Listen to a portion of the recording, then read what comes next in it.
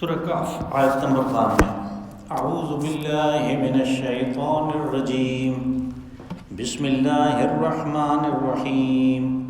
ثم اتبع سببا حتی اذا بلغ بین السدین وجد من دونہما قوما لا یکادون یفقہون قولا قالوا یا ذا القرنین ان یأجوج ومأجوج مفسدون فی الارض فهل نجعل لك خرجا على ان تجعل بیننا وبینهم سدا قال ما مکنی فیہ ربی خیر فأعینونی بقوة اجعل بینکم وبینهم ردما آتونی زبر الحدید حتى إذا ساوى بين الصدفين قال انفخوا حتى إذا جعله نارا قال آتوني أفرغ عليه قطرا فما استطاعوا أن يظهروه وما استطاعوا له نقبا قال هذا رحمة من ربي فإذا جاء وعد ربي جعله دكاء وكان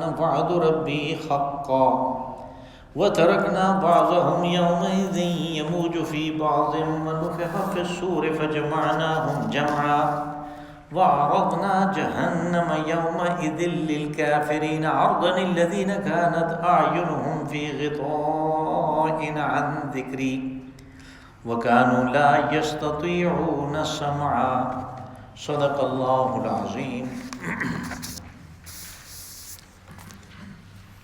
ثم اتبع السببا، اور پھر اس نے اپنے وسائل اکٹھے کیے ایک سفر کے لیے۔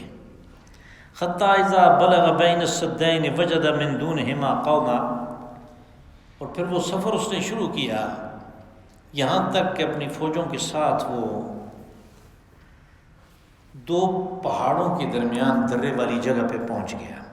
تو وہاں پہ اس نے دیکھا کہ اس درے کی اس دوسری طرف ایک قوم ہے لا یکادون یفقہون قولا، کہ جو اس کی باتوں کو سمجھ نہیں سکتے۔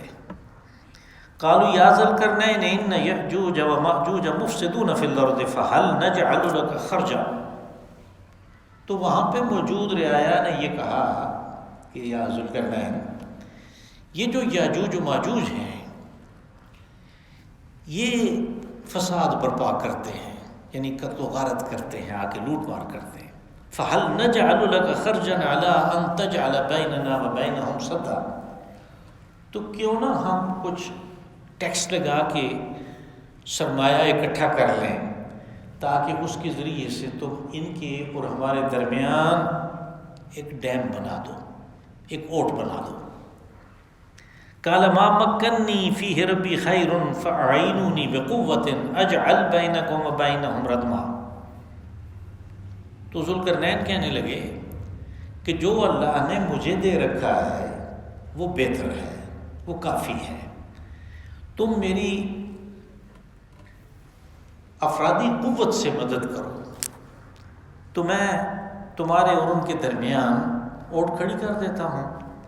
آتونی زبر الحدید، لوہے کی چادریں میرے پاس لے آؤ۔ حتی اذا ساوا بین الصدفین قال انفخوا، یہاں تک کہ اس نے جب وہ دونوں پہاڑوں کے درمیان درے کو پاٹ دیا تو کہا کہ اب آگ جلاؤ اور اس کو گرم کرو۔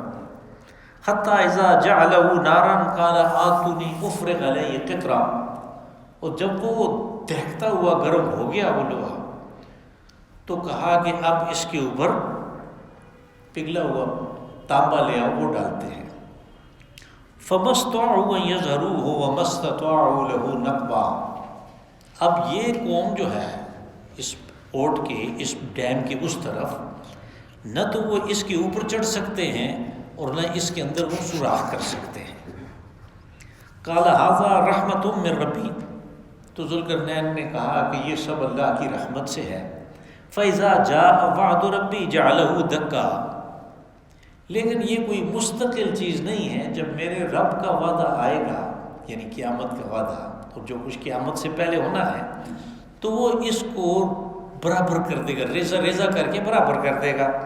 وَكَانَ وَعْدُ رَبِّي حَقًّا، رب کا وعدہ جو ہے قیامت برپا کرنے کا وہ حق ہے۔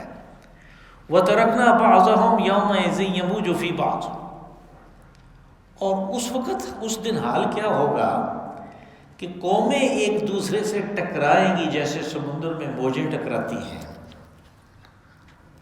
وَنُفِخَ فِي الصُّورِ فَجَمَعْنَاهُمْ جَمْعًا، اور پھر سور پھونکا جائے گا اور سب کو ہم اکٹھا کریں گے۔ وَعَرَضْنَا جَهَنَّمَ يَوْمَئِذٍ لِّلْكَافِرِينَ عَرْضًا، اور پھر کافروں کے سامنے وہ دوزخ پیش کی جائے گی۔ الَّذِينَ كَانَتْ أَعْيُنُهُمْ فِي غِطَاءٍ عَنْ ذِكْرِي، یہ وہ لوگ ہیں کہ جنہوں نے ہماری یاد دہانی سے، ہماری تنبیہات سے آنکھوں پہ پردہ ڈالے رکھا۔ وَكَانُوا لَا يَسْتَطِيعُونَ سَمْعًا، اور کچھ بھی سننے کی صلاحیت بھی نہیں رکھتے تھے۔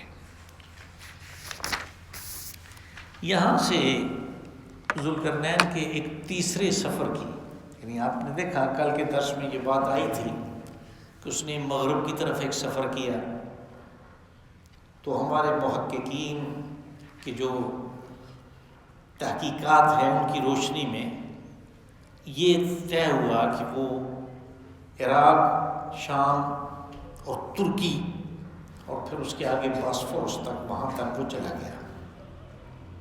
پھر اس کے بعد مشرق کا ایک سفر اس نے کیا جس میں ایک طرف یہ بلخ و بخارا یعنی ایشیاء کوچک، اور دوسری طرف سندھ اور مکران، یہ سارا جو ہے اس نے زیر نگی کیا۔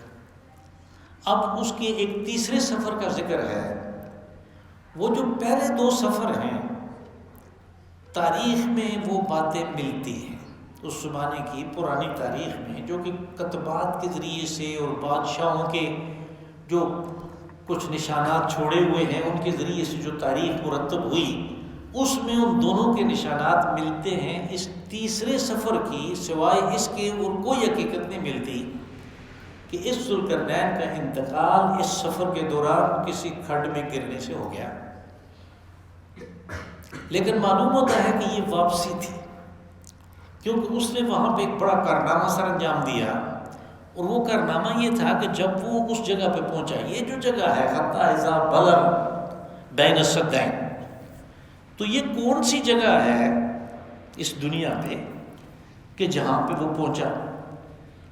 تو ہمیں آج بھی یہ بات نظر آتی ہے کہ مشرق بعید سے لے کر یہ جو علاقہ ہے روس کے جو ساری باؤنڈری ہے جنوبی ممالک کی طرف، اس میں مختلف درے ہیں جہاں سے نکل کے یہ شمال والے لوگ قتل و غارت گری کرتے رہے، لوٹ مار کرتے رہے تاریخ میں۔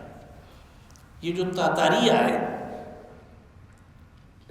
تو وہ ان دروں کے راستے سے نہیں آئے، وہ ایران کے راستے سے آئے، لیکن ان کی 3 نسلیں اس ایرانی سلطنت کو زیر کرنے میں لگی۔ یعنی چنگیز خان شروع ہوا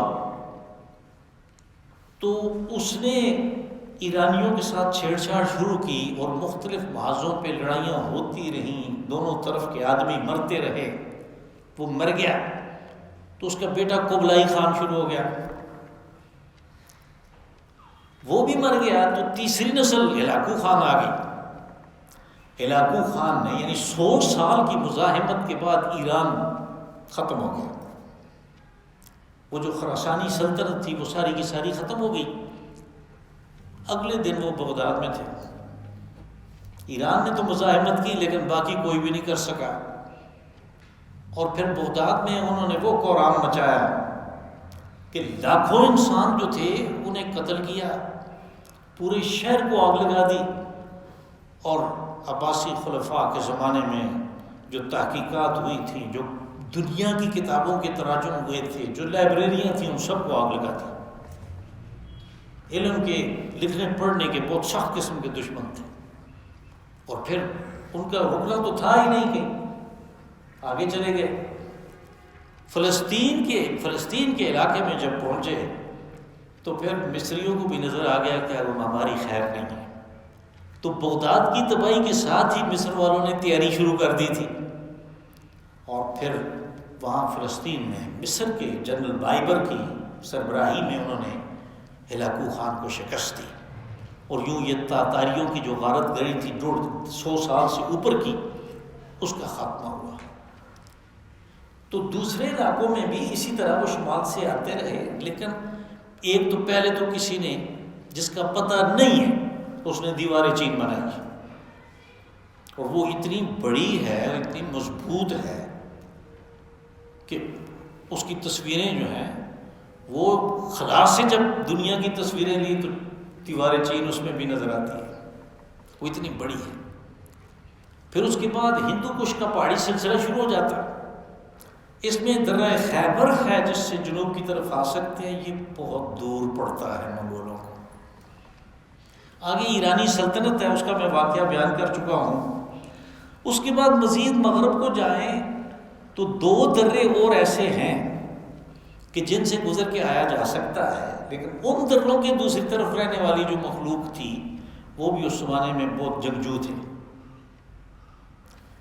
تو پھر آگے جو قفقاز ہے، یعنی جو 2 سمندروں کے بحیروں کے درمیان ہے، بحیرہ اسود بلیک سی اور کیسپین، ان دونوں کے درمیان جو علاقہ ہے جس کو کاکیشیا کہتے ہیں، یہاں پہ 2 پہاڑوں کے درمیان ایک درہ ہے جس میں اس دیوار کے آثار موجود ہیں، اور عباسی خلیفہ واسق باللہ نے ایک کمیٹی بنائی 50 آدمیوں کی، اور اسے اس دیوار کی تحقیق کے لیے بھیجا، اور انہوں نے آ کے جو کچھ بیان کیا وہ بھی سارا موجود ہے کہ وہ کس قسم کی چیز تھی، وہ کیسا تھا۔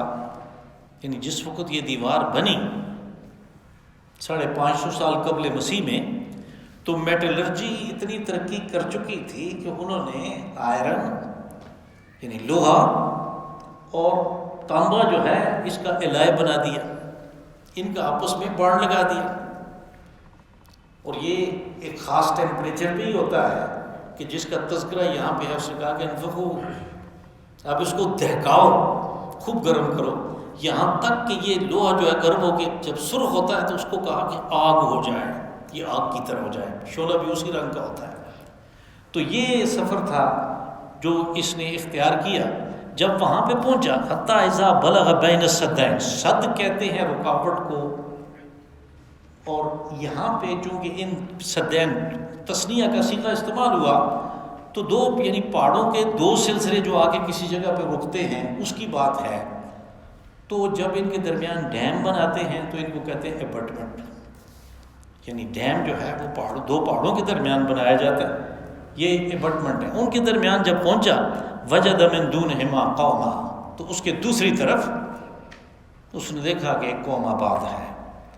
یہ قوم کون سی تھی؟ وہاں پہ رہنے والوں نے کہا کہ لا یکادون یفقہون قولا، کہ یہ بات چیت کو نہیں سمجھتے، یعنی ان کا معاشرتی جو دنیا تھی، اس وقت کی جو تمدنی دنیا تھی، ان سے میل جول اور رابطہ نہیں تھا، جس کی وجہ سے وہ دوسروں کی زبان نہیں سمجھتے تھے۔ قالوا یا ذا القرنین ان یأجوج و مأجوج مفسدون فی الارض، تو وہاں پہ موجود لوگوں نے یہ کہا کہ اے ذوالقرنین، یہ جو یاجوج اور ماجوج ہیں یہ فساد برپا کرتے ہیں، یعنی ان کا کام لوٹ مار ہے، ان کے لیے یہ راستہ ہے، یہ آتے ہیں اور ہماری فصلیں اجاڑتے ہیں، ہماری لوٹ مار کرتے ہیں، قتل و غارت گری کرتے ہیں۔ اب یہاں پہ لفظ آیا یاجوج و ماجوج، تو یہ کون ہے؟ یہ تو واضح ہے کہ یہ انسان ہے، کیونکہ ان کے بارے میں کہا گیا کہ وہ بات نہیں سمجھتے تھے۔ تو بات نہ سمجھنے والے وہ زبان کو نہیں سمجھتے تھے، لیکن تھے تو انسان، لوٹ مار کرتے تھے اپنی ضروریات پوری کرنے کے لیے۔ تو اس کے بارے میں قرآن پاک میں ایک تو یہاں پہ ہے اور ایک آگے سورہ انبیاء میں ہے۔ تو وہاں پہ جو قرب قیامت ہے اس کے ساتھ یاجوج و ماجوج کا تعلق بتایا گیا کہ یہ یاجوج و ماجوج جو ہیں یہ ہر بلندیوں سے پھسلتے ہوئے ینسلون، یہ نیچے کی طرف اتریں گے۔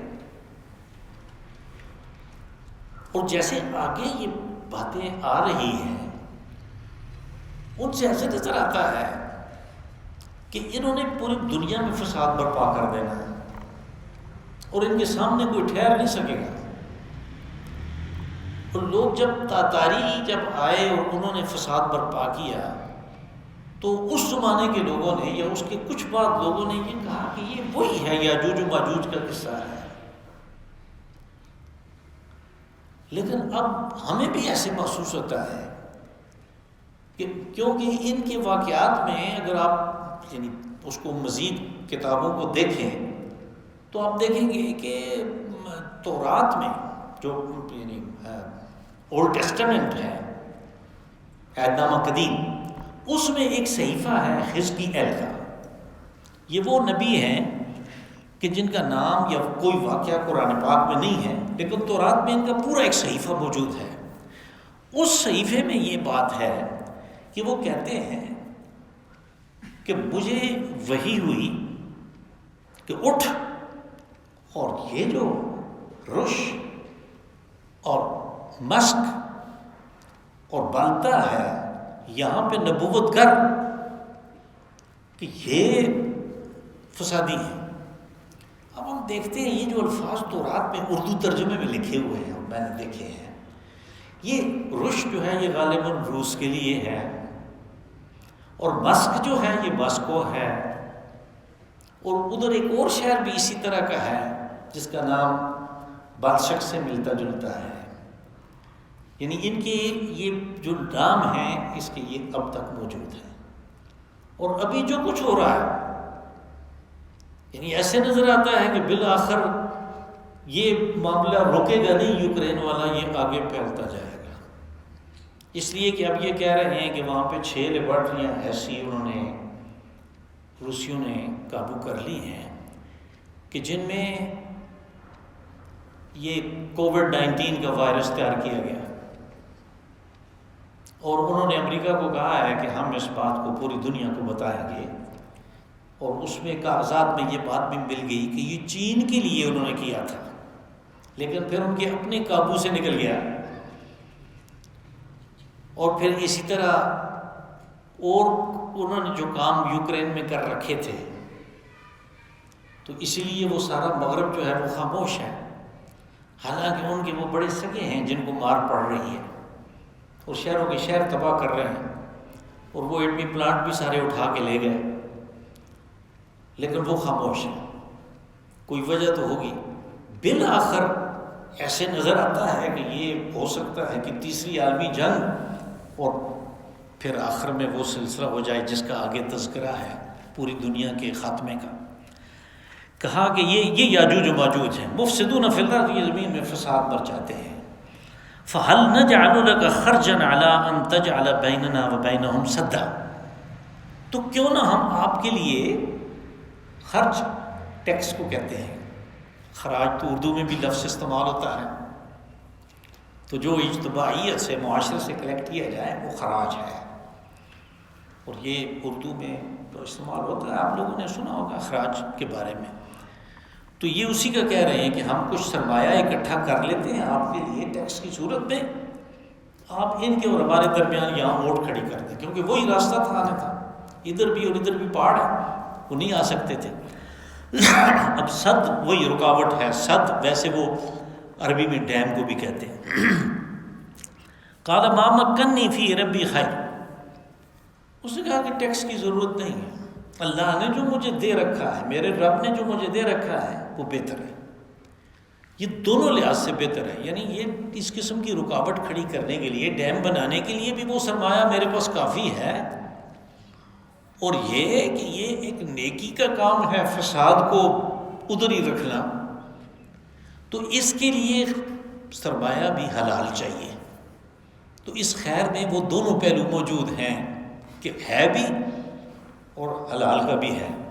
فَأَعِينُونِي بِقُوَّةٍ، تو تم میری مدد کرو افرادی قوت سے، مین پاور، اس لیے کہ ڈیم کے لیے تو اس کی ضرورت بہت زیادہ ہوتی ہے۔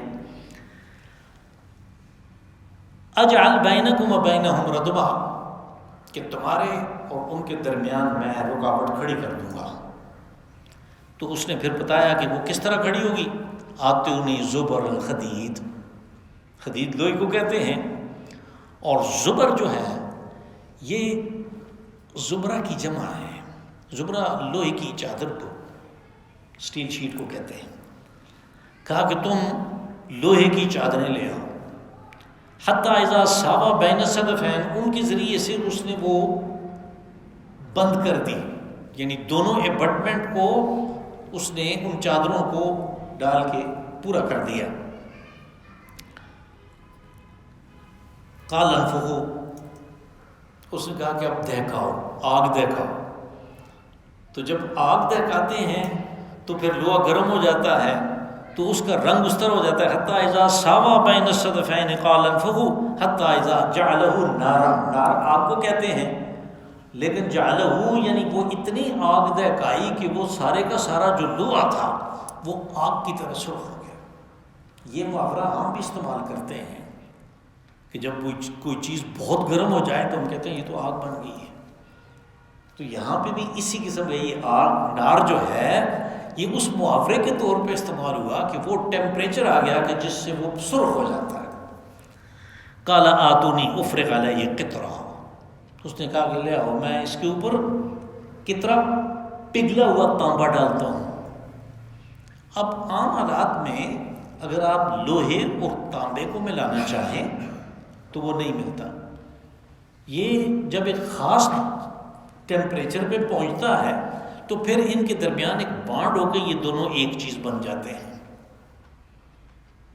تو وہ میٹالرجی میں اس درجے انہوں نے ترقی کر لی ہوئی تھی کہ جب وہ ٹیمپریچر آیا تو انہوں نے آتونی لے آؤ میرے پاس، پگھلا ہوا تانبا وہ ڈالا اس کے اوپر.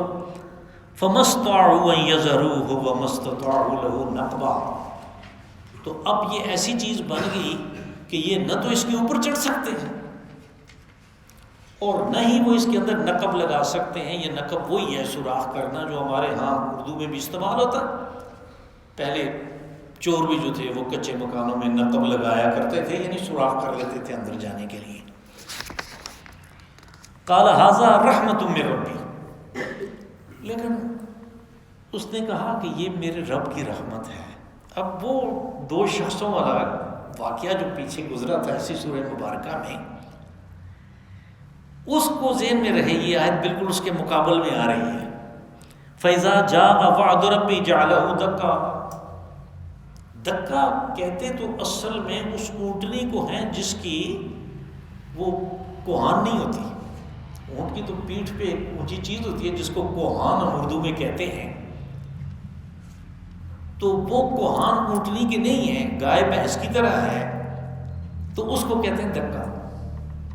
پھر اس سے ایک یعنی محاورے کے طور پہ استعمال ہونے لگا یہ لفظ کہ جب برابر ہو جائے.